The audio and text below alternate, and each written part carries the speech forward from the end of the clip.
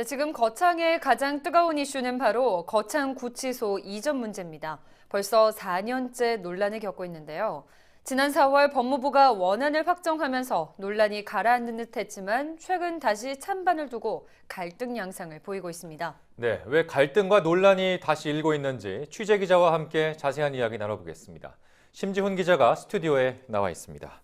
네, 심지훈 기자. 네. 지난 4월에 법무부가 이 거창구치소 부지를 확정하면서 논란이 잠시 좀 줄어들었는데 왜 다시 이런 일이 문제가 나오고 있습니까?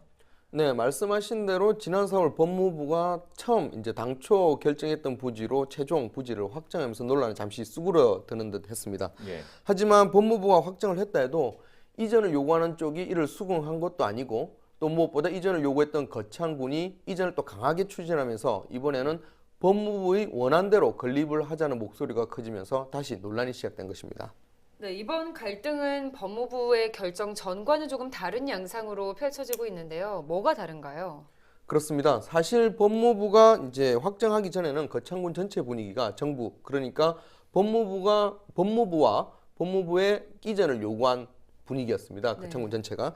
하지만 물론 이전을 반대한 목소리가 아예 없었던 건 아니지만 대다수가 구치소 이전을 요구했습니다. 예. 그러니까 지역 내 찬반 갈등은 아니었던 거죠. 하지만 지금은 지역 내에서 이전과 또 법무부 원안 고수를 두고 찬반으로 나뉘어 갈등이 벌어지고 있는 것입니다. 네. 예, 그렇다면 그 이전을 요구하는 쪽과 그리고 이제 법무부의 원안을 또 주장하는 쪽이 있을 텐데 각각의 이유는 뭡니까?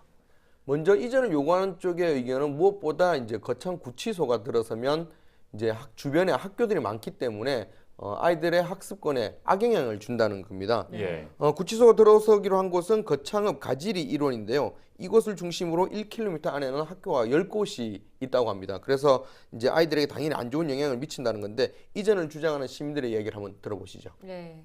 그 주민들이 밀집되어 살아가고 있는 곳에는 적합하지 않다라는 게 많은 사람들의 생각이거든요. 근데 굳이 우리 거창에서만 그렇게 그 1km 인근에 학교가 10개가 넘는 학교가 있는 곳에 교도소를 유치한다라는 것은 사실상 아이들에게도 그렇고 지역 주민들에게 명분이 없는 시작이었던 것 같습니다. 예, 법무부의 원안을 고수하는 쪽의 주장은 구치소 건립이 국책 사업이기 때문에 정부가 정한 이상 해야 하는 사업이고 또 만약 이전을 할 경우 현재 일부 공사를 시작한 비용 등 이전 비용을 전부 거창군이 부담해야 하기 때문에 거창군 재정에 큰 부담을 준다고 주장을 하고 있습니다. 예. 원안 고수 쪽의 입장을 한번 들어보시죠. 실질적으로 대체지로 갔을 때 우리 재정 부담을 전적으로 거창군이 안아야 됩니다. 330억 원에 또 더 큰 부담은 건설회사 손실비입니다. 이게 한 200억 됩니다. 그럼 500억 이상을 거창군에서 안아야 되는데 이건 현실적으로 불가능합니다. 네, 지역 내 갈등이 번지고 있는 상황인데 최근에는 또 상황 자체에 변화가 생겼다고요? 네, 그렇습니다. 거창 구치소 문제와 관련해서 총리실의 국무조정실에서 이 사안에 대해서 법무부와 거창군이 합의할 것을 공고하고 나섰습니다. 네. 현 양동인 거창군수가 보궐선거를 치를 때 첫 번째로 내세운 공약이 바로 구치소 이전입니다. 하지만 당선 이후 다양한 노력에도 불구하고 법무부에서는 원안을 결정해버렸습니다. 사실 지자체 입장에서는 정부가 결정한 사항을 뒤집기는 쉽지 않은데요. 무소속이었던 양 군수가 여당에 입당하면서까지 이전을 추진하면서 거창 구치소를 도심 외곽으로 옮기는 내용의 국무조정실 합의 공고까지 이끌어낸 것입니다. 예. 그 이전을 추진하는 거창군 입장에서는 성과라고 할 수가 있겠는데 그 합의문에는 어떤 내용들이 들어가 있습니까?